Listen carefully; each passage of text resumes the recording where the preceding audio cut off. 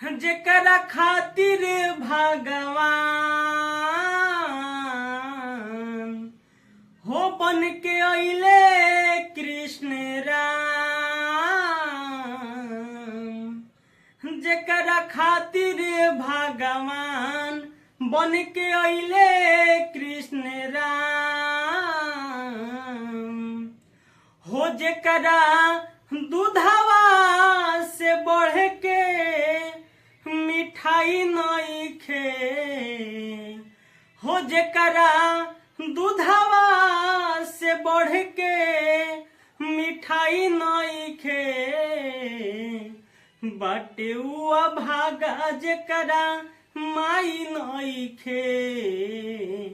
बाटे उ अभागा जेकरा माई नइखे।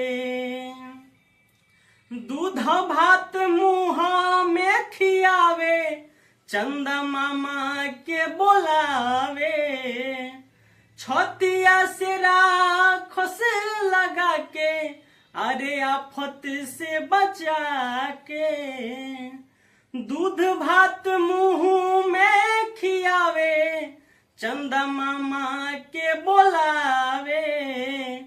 छतिया से राखस लगा के अरे आफत से बचा के।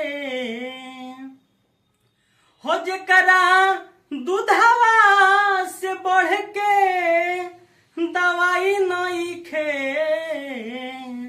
हो जेकरा दूधवा से बढ़ के दवाई नइखे।